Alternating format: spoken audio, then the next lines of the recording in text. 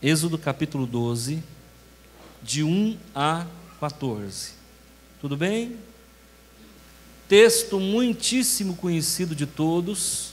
Acho que não tem um cristão consagrado que ainda não sentou e leu e meditou. Êxodo 12, de 1 a 14. Tudo bom? A palavra do Senhor diz assim: Disse o Senhor a Moisés e a Arão na terra do Egito: Este mês vos será o principal dos meses, será o primeiro mês do ano.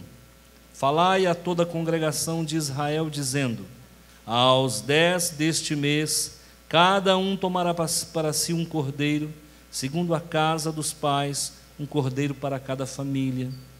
Mas se a família for pequena para um cordeiro, então convidará ele o seu vizinho mais próximo, conforme o número das almas, conforme o que cada um puder comer. Por aí calculareis quantos bastem para o cordeiro. O cordeiro será sem defeito, macho, de 1 ano.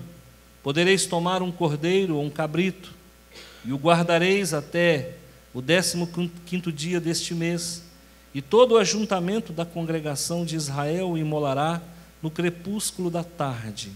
Tomarão do sangue e o porão em ambas as ombreiras e na verga da porta, nas casas em que o comerem. Naquela noite comerão a carne assada no fogo, com pães asmos e ervas amargas a comerão. Não comereis do animal nada cru, nem cozido em água, porém assado ao fogo, a cabeça, as pernas e a fressura. Nada deixareis dele até pela manhã. O que, porém, ficar até pela manhã, queimá-lo-eis. Desta maneira o comereis: lombo cingido, sandálias nos pés e cajado na mão. Comê-lo-eis à pressa, é a Páscoa do Senhor. Porque naquela noite passareis pela terra do Egito e ferireis na terra do Egito todos os primogênitos, desde os homens até os animais. Executarei juízo sobre todos os deuses do Egito. Eu sou o Senhor. O sangue vos será por sinal nas casas em que estiverdes. Quando eu vir o sangue, passarei por vós, e não haverá entre vós praga destruidora, quando eu ferir a terra do Egito. Este dia vos será por memorial, e o celebrareis como solenidade ao Senhor nas vossas gerações. O celebrareis por estatuto perpétuo. Olha o que diz o final do versículo 14. Nas vossas gerações o celebrareis por estatuto. Vamos orar, a Bíblia aberta. Senhor, em nome de Jesus, estamos reunidos, dia memorável, muito importante para nós, o dia que antecede a morte e a ressurreição de Jesus. Um dia que nos remete à reflexão e nos conduz ao entendimento de que é preciso reavaliar a nossa condição, é preciso se reprogramar para esse momento que antecede a morte e a ressurreição do Senhor Jesus. A igreja reunida, todos nós precisamos do Senhor. Espírito Santo Consolador, Espírito da verdade, esse culto é em homenagem ao único que vive e reina, a Jesus. Por isso, nos eleva em espírito e nos concede tudo aquilo que o Senhor tem colocado no nosso coração: paz, alegria, libertação, cura, renovo espiritual. É na autoridade e no poder do nome do Teu Filho, Jesus, que nós oramos e agradecemos. Amém. Amém. Vou falar sobre o memorial da passagem. Memorial da passagem. A palavra Páscoa significa passagem, travessia. A palavra Páscoa no hebraico é pechar, significa passagem. Passagem do quê? Do anjo da morte. Irmãos, quanto custa desbancar o poder constituído? A Bíblia diz que toda autoridade vem de Deus. E mesmo o mais vil tirano, déspota, o mais vil rei, soberano, imperador, monarca, seja quem for, ele está com a autoridade e toda a autoridade vem do Senhor. Mesmo que a pessoa esteja fazendo algo que não é do agrado do Senhor, por si só, a instituição do poder, ela já confere àquela pessoa uma autoridade que foi delegada por Deus. O faraó, nós sabemos que dentro da tipologia, nós sabemos que o faraó representa Satanás. E nós sabemos que o Egito simboliza o reino das trevas. Isso nos é informado de uma forma metafórica e paralela, para que nós entendamos. Para quem não sabe, o Egito era o berço da feitiçaria. Para quem não sabe, o Egito simbolizava o mundo. Uma nação que não conhecia Yahvé, mesmo porque Yahvé não era conhecido por nação nenhuma. Yahvé trabalhava com pessoas isoladamente. Nós vamos ver Deus trabalhando no meio das comunidades, das sociedades nômades ou sedentárias daquele tempo. Mas ainda não era um Deus institucionalmente conhecido como é hoje. Hoje, Yahvé é conhecido como Deus dos cristãos, da mesma forma que Alá é conhecido como Deus dos muçulmanos, da mesma forma como Buda é conhecido como uma divindade para os asiáticos, e por aí vai. Derrubar o poder constituído não é fácil. Muitas vezes, até com derramamento de sangue, e foi exatamente isso que aconteceu. Quanto custou a libertação do povo de Israel do cativeiro babilônico? Foram 350 anos, mais 80 de Moisés, 430 anos escravos. Um povo que entra como um clã de 70 pessoas naquela nação, e agora preparados para sair, só homens de guerra 600 mil. Houve uma multiplicação, talvez foi aí que nasceu a história do coelhinho, né? Essa fertilidade dos judeus é meio coelística, né? Então talvez tenha inspirado alguns irmãos nossos, cristãos também, a instituírem, mas não é não, eu vou mostrar para você como é que nasceu a história do coelho. Pois bem, esse povo então está preparado para sair. Acontece que Faraó não quer liberar o povo. Semelhantemente, o diabo não quer liberar as pessoas. Ele quer manter as pessoas cativas de um vício, de um desejo impuro, de um comportamento desqualificado. E o mundo que nós estamos vivendo é um mundo de escravidão. Dá uma olhada ao seu redor e você vai ver que tudo cheira coisa errada. As pessoas, em nome da liberdade, querem usar a sua liberdade da melhor forma e muitas vezes não sabem lidar nem com a democracia e nem com o livre-arbítrio. É preciso que nós tenhamos forças divinas a nos orientar, e nessa hora a palavra de Deus serve, é de bom tamanho, é tudo o que nós precisamos. Essa palavra tinha que ser escrita, e tudo começa lá no Egito. Então Deus requer para si o seu povo, levanta um homem que foi criado na corte e que um dia foi expulso aos 40 anos do Egito e migrou e peregrinou pelo deserto durante 40, retorna com 80, 430 anos de escravidão já durava. Então Deus começa a baixar as pragas.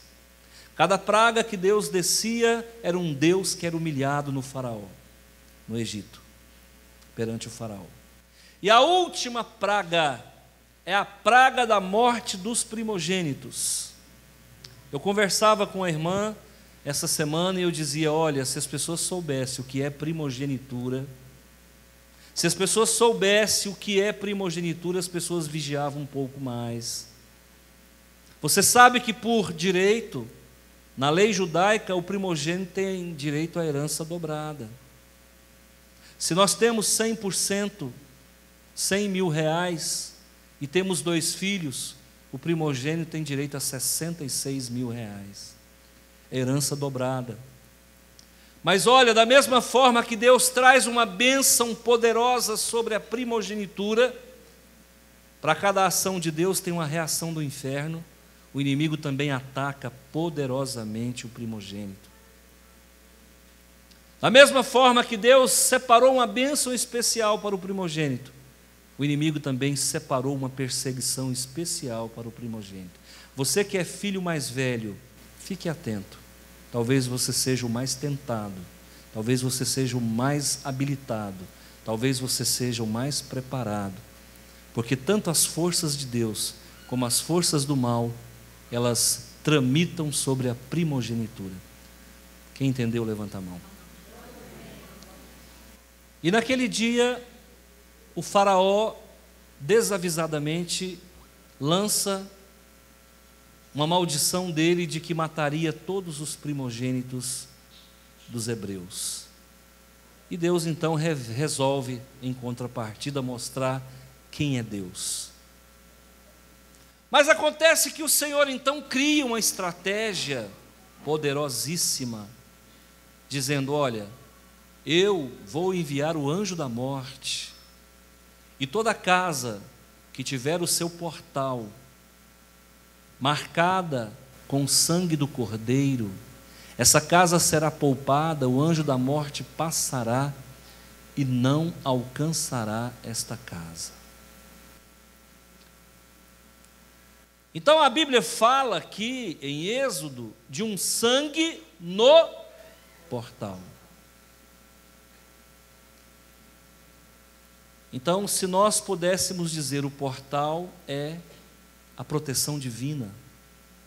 Aquele povo deveria manter a porta fechada. O anjo ia passar, a porta estava fechada, o portal estava tingido de sangue de um cordeiro de 1 ano. E você vai encontrar lá em João capítulo 10 que portal sem porta não funciona. Enquanto no Velho Egito Deus revela o portal, lá em Jerusalém Deus revela a porta. Eu sou a porta. Eu sou a porta daquele portal que foi revelado lá no Egito. Agora eu sou a porta. Quem foi protegido pelo portal agora tem direito de entrar na porta. Jesus Cristo nosso Senhor. Mas eu quero considerar algumas coisas aqui sobre a Páscoa. Primeiro, Páscoa não tem nada a ver com coelho, eu já falei isso aqui nos anos anteriores. Da onde vem essa história de coelho de Páscoa? Vem dos nórdicos. Os séculos que antecederam o século XII. Vem da China. Aí, ó a globalização já existia no primeiro milênio. A China tinha o hábito de realizar festas com ovos.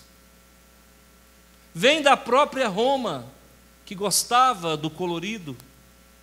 No ano de 1215, então o Papa resolve incorporar esses ovos dentro da cultura cristã. Só que naquele tempo era ovo de galinha, porque coelho não botava ovo naquele tempo. E também ovo de pato, porque o ovo de pato, escapamento um pouco maior, sai um ovo um pouquinho maior. Aproveitar o embalo, né? Bom, quando chega no ano de 1885 aproximadamente, inventa-se uma fábrica de ovos de chocolate. E ovo de chocolate é bem mais gostoso do que ovo de galinha, é ou não é, gente? Aproveitando o ensejo, a partir de 1880 aproximadamente, incorpora-se à cultura cristã o ovo de chocolate, que é bem maior e não há esforço nenhum na produção. E pode ser produzido em série. Então entra o ovo de Páscoa. Mas o coelho é o símbolo da fertilidade, da esperança. Resolveram dar para o coelho a autoria dessa postura milagrosa. E o coelho então é eleito o botador de ovos. Uma façanha que nem Deus conseguiu fazer, porque nem Deus fez o coelho botar. A indústria, a revolução industrial conseguiu fazer. Então, tecnicamente, ovo de Páscoa não tem nada a ver conosco. Tudo bem? O que significa Páscoa? Passagem. Passagem do que, pastor? Do anjo da morte. E o que era sacrificado naquela data? Um cordeiro ou um cabrito. Agora aqui eu começo a mostrar para você coisas que talvez você não viu. Olha como é interessante quando Deus começa a tirar do texto alguns ensinamentos que vão nos edificar. Primeiro, lá no versículo 3 fala assim, olha: falai a toda a congregação de Israel, dizendo, aos 10 deste mês, cada um tomará para si um cordeiro. Cada um é o quê? Pessoal, individual, intransferível. Esse cordeiro preconizado aqui nas páginas do Antigo Testamento era em primeira instância. Esse nome está tão na moda, primeira instância, né? Tem gente que não gosta da primeira instância, nós gostamos. O povo de Deus gosta de primeira instância, tá? Então, esse cordeiro, ele era em primeiro lugar para uma pessoa. Nós sabemos que, fazendo uma ligação com os dias atuais, esse cordeiro tem nome e ele tira o pecado do mundo. Quem é? Jesus. Deus estava então no Velho Testamento dizendo, olha, vocês vão matar um cordeiro hoje, mas haverá um tempo em que eu também vou matar um cordeiro. O cordeiro é um animal de um ano. O cordeiro não pode ter defeito. Ele não pode ter mancha. Ele tem que ser perfeito. E o cordeiro que tira o pecado do mundo, em João capítulo 1, versículo 29, que será o meu filho, também não terá mancha, também não terá defeito. Hoje vocês matam um cordeiro e extraem dele o sangue. Amanhã eu sacrifico o meu cordeiro e derramo sobre todo pecador. Essa é a ligação que o mundo não consegue fazer. Porque a visão do mundo ela é estanque, ela é compartimentada. E a visão de Deus ela é holística, ela é globalizada, ela é total. Amém ou não? Amém. Você, se ainda não recebeu o cordeiro na tua vida, o pecado jaz à porta. E você não dá conta dele. Não há em você força humana, não há em você sabedoria, não há em você capacidade, não há em você autoria, não há em você competência, não há habilidade, não há nada que te livre desse pecado que tenazmente te assedia. Eu nunca matei, eu nunca roubei, e quem disse que se peca só quando se faz alguma coisa errada? A Bíblia diz que o Espírito Santo nos convence do pecado, da justiça e do juízo, e nós pecamos até quando não falamos, não abrimos a boca. A Bíblia diz que todos pecaram, não há um justo sequer, todos pecaram, e destituídos estão da glória de Deus. E Tiago fala que aquele que diz que não peca já se fez pecador, mentiroso. Onde é que está, pastor, esse pecado? Então, ele está do Éden para você. Esse pecado, ele vem por herança, e você o absorve ainda no ventre materno, porque a raça humana está marcada, está hereditariamente propensa ao erro. Dá uma olhada para o mundo. O mundo vai bem ou vai mal? Muito mal. E por que o mundo vai mal? Porque ele tem buscado apartar-se de Deus a cada dia. O homem não quer Deus pegando no pé dele. O homem não quer Deus lhe cobrando algo. O homem não quer Deus dizendo o que ele deve ou não deve fazer. E por conta disso ele tem escolhido um caminho ermo, marginal, no sentido não de bandido, mas no sentido de andar à margem do centro da vontade de Deus. Esse cordeiro precisa entrar na minha vida e ele precisa entrar na sua vida. Ele é pessoal, ele é intransferível, ele tem o seu DNA, ele é do tamanho do seu vazio, ele é do tamanho da sua necessidade. Então tudo começa no pessoal. Tudo começa no individual. A salvação ela é em primeira instância para você. Ei, mas eu vou falar, meu marido tinha que estar aqui para ouvir essa pregação. Pois é, mas o Espírito Santo está falando é contigo. Oh, mas o meu vizinho precisava ouvir o que esse pastor está falando. Pois é, o seu vizinho precisava ouvir, mas quem veio não foi ele, foi você. Interessante isso, né, irmãos? Segundo, no fórum de Deus existe uma segunda instância. Amém ou não? E olha o que diz aqui, versículo 3 ainda. Aos 10 dias desse mês, cada um tomará para si um cordeiro, segundo a casa dos pais. Um cordeiro para cada família. Qual é a segunda instância? O cordeiro é para a tua família. Na minha casa só eu sou crente. Então, meu amigo, a semente da salvação já está dentro da tua casa. Cuidado para não queimar o cordeiro. Cuidado para não torrar, carbonizar o cordeiro, porque as pessoas só vão receber o cordeiro como família se ele for cordeiro na tua individualidade. Se você dá um mau testemunho como servo do Altíssimo, a tua família não quer esse cordeiro para ela. Quem crê no Senhor Jesus e será salvo, tu e tua casa. E pessoas às vezes falam, eu não entendo porque eu já aceitei Jesus e minha família não aceita. A pergunta é, nós temos vivido esse Jesus? Ele realmente está introjetado na minha vida e Ele é o Cordeiro de Deus que tira o meu pecado? Ele tem tirado o meu pecado? Ou a minha boca não está santificada? Ou os meus olhos não estão santificados? Porque se o teu pai e a tua mãe não veem em você obediência e equilíbrio emocional, eles vão dizer, mas que Jesus é esse que não transforma?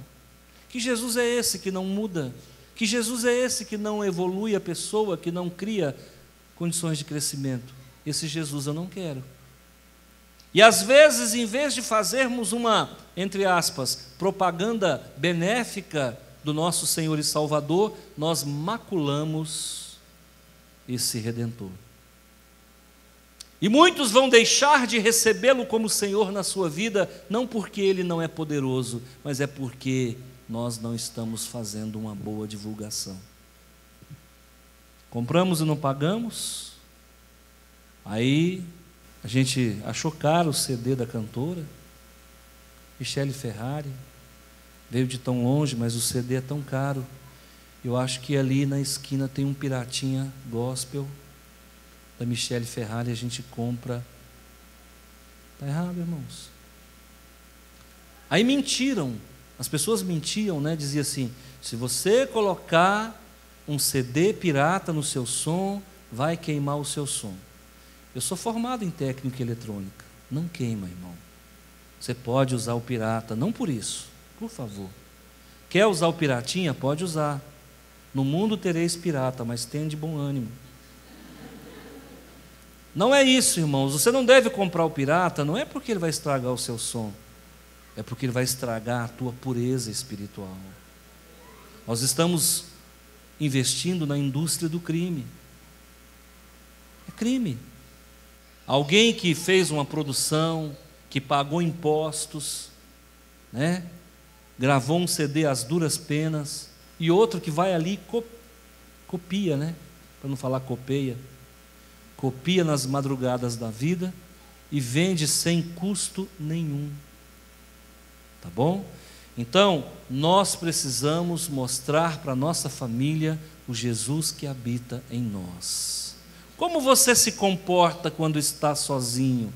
Como você se comporta quando ninguém está olhando? Se você não se comporta de forma satisfatória dentro de casa, você não é um bom exemplo para a tua família. A carne do cordeiro precisa ser provada pela família. Nós encontramos pais que erram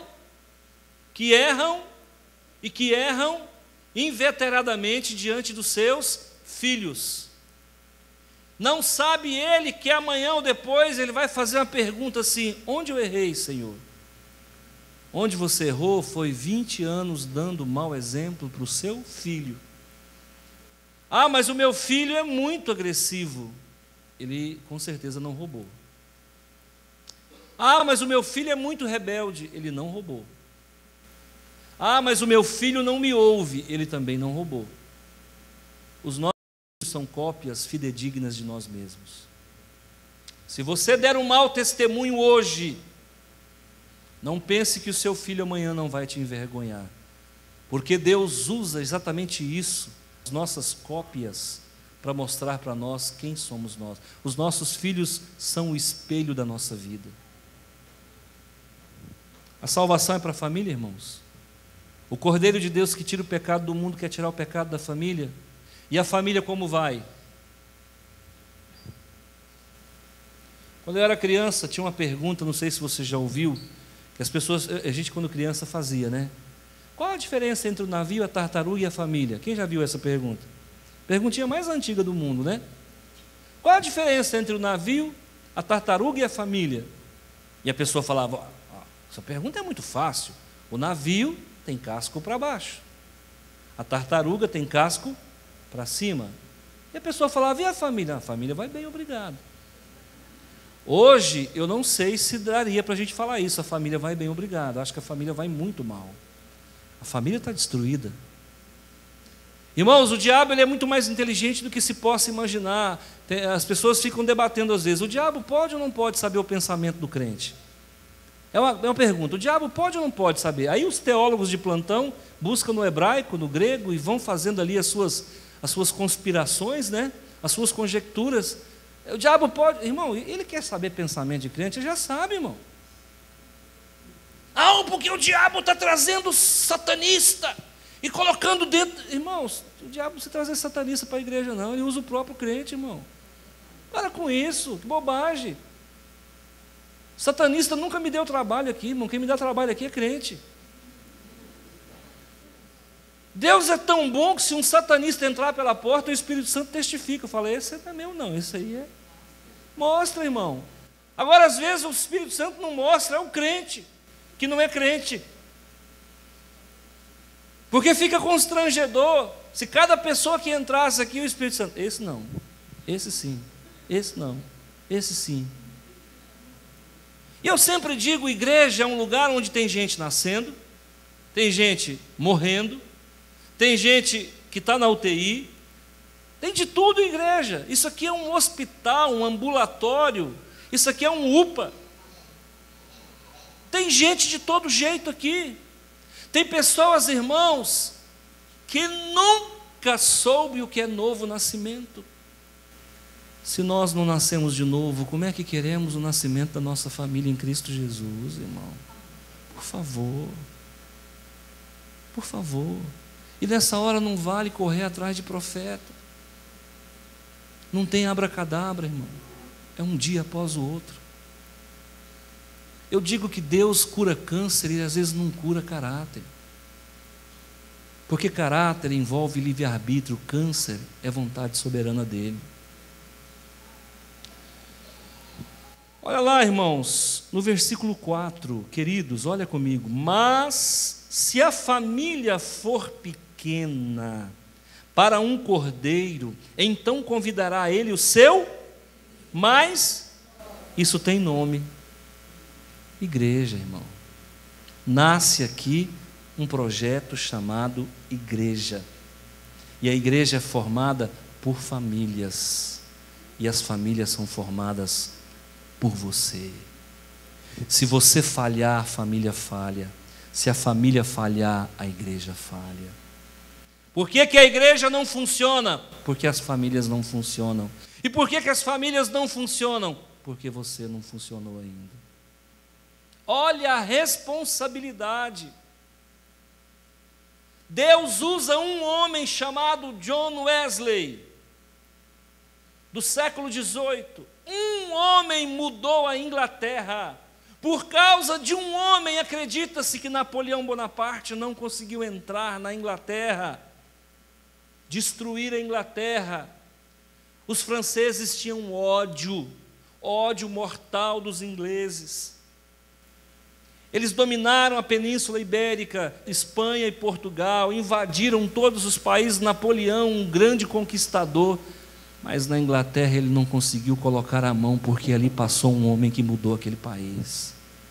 Nós estamos precisando de John Wesley em Rio Verde, nas igrejas batistas, nos lares. Pessoas que temam somente o pecado. O único medo: pastor, tem tanto medo de demônio. Irmão, não tenha medo de demônio, não. Tenha medo do teu pecado. O teu pecado vai atrair demônio. Não tenha medo de quem morreu. Pastor, tem medo de alma penada. Meu irmão, não tenha medo de alma penada. Tenha medo do que você pode fazer de errado diante do Senhor, às ocultas. Todo mundo está dormindo, você está fazendo o que no computador? Vai dormir. Quando eu consegui comprar o primeiro computador, o meu sonho era entrar em sala de bate-papo. Era um sonho que eu tinha, eu tenho que bater papo. E aí eu descobri uma sala de bate-papo na UOL. E aí eu escolhia qual a faixa etária, eu escolhi o sexo, e eu escolhi uma sala de religião. E eu entrava. Quando eu entrava lá, era um negócio muito interessante. Cada um com um pseudônimo. E eu não tinha essa malícia, já botei lá Tonhão e vamos ver como é que funciona. Aí já conversando com as mulheres, com os rapazes, com as pessoas da minha idade naquela época, 30 e poucos anos. Quando foi um dia, era mais ou menos 1h30 da manhã, eu numa sala de bate-papo. Encontrei com um rapaz que se dizia estudante de teologia, na época eu não era pastor, obviamente, estudante de teologia numa faculdade em Goiânia. E aí conversa vai, conversa vem, ele disse: eu sou estudante, eu sou acadêmico de teologia. Eu falei: acadêmico de teologia? Pensei, hora dessa, na internet, acadêmico de teologia? Esse homem não é acadêmico não. Eu falei assim: prova para mim que você é acadêmico de teologia. Ele pegou João 3,16 em grego e mandou para mim. E eu resolvi tirar uma casca nele. Eu falei: o diabo também fala grego. Ele falou: você é casado? Aí ele resolveu falar em português, né? O senhor é casado? Você é casado? Eu falei: sou. Ele falou: então vai dormir, é hora de homem casado dormir. Nunca mais eu quis bater papo. Foi o último bate-papo da minha vida. Falei: sem vergonha, eu sou um sem vergonha, eu tenho que dormir. Olhei para a cama e minha esposa roncava. Não muito, cadê ela? Roncava não. Ela suspirava, arquejava. Aí, irmãos, eu falei, eu já contei isso para ela. Aquilo foi o tapa na minha cara. Eu falei: vai dormir, rapaz. Você está caçando o que você não perdeu, caçando chifre em cabeça de égua. Para com... Irmãos, preste atenção. Vai dormir. Vai dormir. Você está caçando o quê, rapaz? Vai conversar com a sua mulher. A gente não conversa com ela. Ah, eu quero ter amiga. Homem não tem amiga não, rapaz, larga de ser bobo. Homem não faz amizade com mulher não, larga de ser bobo. Se ficar amigo demais, aí o negócio fica complicado. Não, pastor, tem que me abrir. Abre com a sua mulher, rapaz. Ô, pastor, meu marido não me entende, então sofre o dano. Foi ele que Deus te deu. Amém, irmão? A salvação é individual, a salvação é para a família e a salvação é para a igreja. Hoje o negócio é ter foro privilegiado. Foro privilegiado é a igreja que tem. Que vai subir de roupa branca. Isso é foro privilegiado. Que vai receber galardão. Isso é foro privilegiado. Que vai se casar nas alturas. Isso é privilegiado. Que não tem parte com o mundo. Isso é privilégio. Que não está nas fileiras do pecado. Pastor, o senhor fala demais em pecado. Esse é o problema. Deixaram de falar. Eu fiquei arcaico.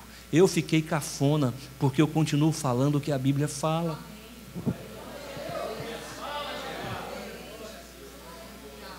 Por favor, igreja, vamos santificar nossa boca, nosso pensamento, a nossa língua, o nosso caráter, a nossa... Gente, por favor, gente, vocês não estão percebendo, o diabo está solapando as nossas famílias. Você sabe, quem sabe o que é solapar aqui? Levanta a mão. Vou explicar para você o que é solapar. A água do rio vem e bate no barranco. Aí o barranco do rio fica alto, a água passa lá embaixo, o barranco do rio fica alto. Quando vem uma chuva forte, a água do rio aumenta de volume. E ela começa a lamber o barranco por baixo. E vai formando uma cratera por baixo. O que vai acontecer com esse barranco? Vai cair. Isso chama-se solapar. O diabo faz desse jeito. Ele vem solapando as nossas purezas, nossos valores. Ele vai entrando na família devagarzinho.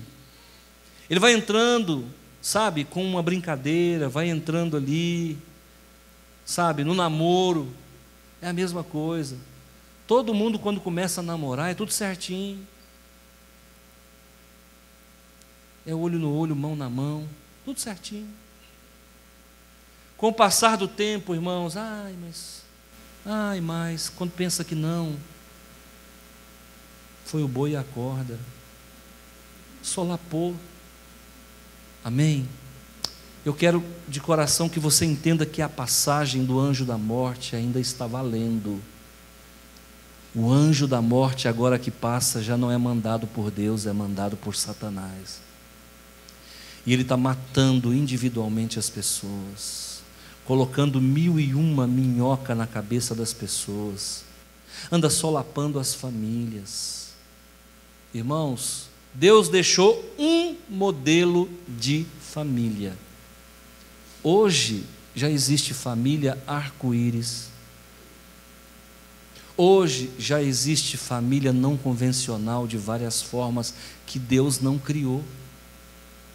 Hoje nós estamos encontrando crianças com uma ausência de paternidade horrível, um espírito de orfandade que tomou conta das nossas famílias. Crianças jovens com todos os tipos de fobia. Da onde que vem a fobia, irmão? Vem da insegurança. Pai faz falta. Não, eu sou pai e mãe, amém. Mas você nunca vai ser um pai como um pai que Deus criou. Por mais que esse pai seja problemático, ele é o que Deus criou e ele funciona melhor. O ideal é esse. Eu sei que os casais se separam, eu entendo isso, irmãos.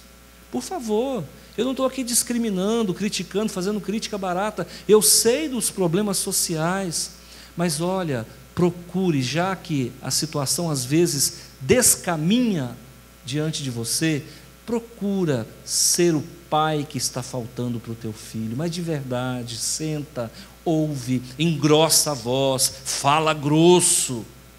Pastor, é eu que cuido dos meus filhos. Então seja mãe, fala fino, tenha carinho, põe o filho no colo. Sabe que se você não cuidar, você vai achar alguém que cuida. Tá assim de coleguinha na escola, caçando alguém que tem esse espírito de orfandade para cuidar. Seu pai não te dá carinho, não, vem cá, querida, eu vou te dar. Funciona assim, as famílias estão sendo solapadas. Então não seja você aquele que vai deixar as lacunas dentro da tua casa. Fecha as brechas, fecha os buracos. O Cordeiro que tira o pecado do mundo é Jesus, e Ele está em você para suprir todas as tuas necessidades. Deixa eu falar uma coisa para você. Paulo fala de dardo inflamado do maligno. Paulo fala de dardo. O maligno ele tem dardos prontos para jogar nas pessoas, para que as pessoas passem a sentir aquilo que o inimigo quer que ele sinta. Por exemplo, ele quer que você sinta que as pessoas não gostam de você. Lá onde o inferno funciona, existem kits prontos, e eu não sei como isso funciona, e ele joga nas pessoas. A pessoa começa a achar que ninguém gosta dela. Isso vem do maligno, irmãos. Ela é amada, ele é amado, ele acha que ninguém ama. Ele é bonito, ela é bonita, o maligno conta para ele que ele é feio, que ela é feia, a pessoa passa a se achar a pessoa mais feia do mundo. É mentira, ele é mentiroso. Você não é feio, você não é feia, você é amado, você é uma pessoa querida sim. E creia nisso, numa palavra que vem de Deus e que não vem de mim. Olha, ele começa a colocar que tem alguém falando de você dentro da igreja. Aí você vê alguém conversando com alguém, você olha e fala, está falando de mim. Isso é de Satanás, pelo amor de Deus, não dá ouvido para isso. Nessa hora vale a pena ouvir Rui Barbosa, fala bem ou mal, mas falem de mim, deixa falar. Enquanto fala, a carruagem passa e a gente engorda mais um pouco. Que insegurança é essa? Que espírito de orfandade é esse? Que ausência de paternidade é essa? Igreja, se cure. E a cura vem na palavra. Jesus liberta na palavra. Senhor, faz uma sessão de descarrego. Irmão, não tem sessão de descarrego, não. Tem palavra que liberta. É só se posicionar. É só você se colocar diante do seu pai. Eu quero aprender, eu quero me curar, eu quero ser liberto desse temperamento horrível. Vira e mexe, eu estou dando pedrada, patada, kung fu, karatê, muay thai. Não, irmão, pelo amor de Deus. Não tem que ficar, apelando com todo mundo, não tem que ficar se desvirtuando do caminho, não tem que ficar viajando, passeando. Não, fica firme na palavra, caminha com Deus, Ele vai fazer obra grande. Tudo que você precisa está em Jesus. Tudo que você precisa está em Jesus. Ele tem tudo para te entregar. Você quer paz interior? Jesus. Você quer saúde? Jesus. Você quer caminhar em vitória? Jesus. Você quer fazer um casamento abençoado? Jesus. Você quer ter uma saúde plena? Você quer comprar uma casa? Jesus. Isso é fanatismo, pastor? Que seja, mas funciona. Funciona. Não ande à procura de grandes coisas, nem de coisas maravilhosas demais para você. Se contente com a tua beleza, se contente com o teu dinheiro, se contente com a tua casa, se contente com o teu carro, se contente com a tua rua, se contente com tudo que o Senhor te deu. Você tem tudo que você precisa para ser feliz. E isso é Páscoa. E isso é a verdadeira Páscoa. Jesus morreu por você, isso é Páscoa. Amém? Eu deixar para você essa palavra e que o Senhor te conceda muita graça, livramento, muita proteção. Tira essa música que não é de Jesus do seu carro. Tira isso do seu carro. Sai disso. Essas músicas trazem depressão. Música do mundo só traz depressão. Estou te falando para você. Existem músicas, irmãos, que são consagradas ao mal. Você acaba de ouvir a música e entra numa tristeza de alma. Por favor, ouça o cantar do pássaro para que você não tenha que acordar com um tiro de canhão. Amém?